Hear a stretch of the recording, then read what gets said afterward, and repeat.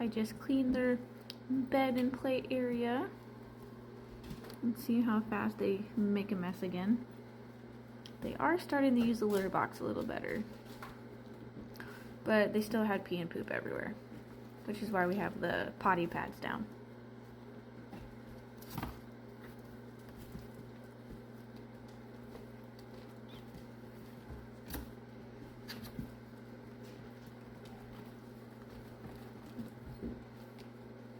And there's Wrangler up there, one of the older kittens, supervising.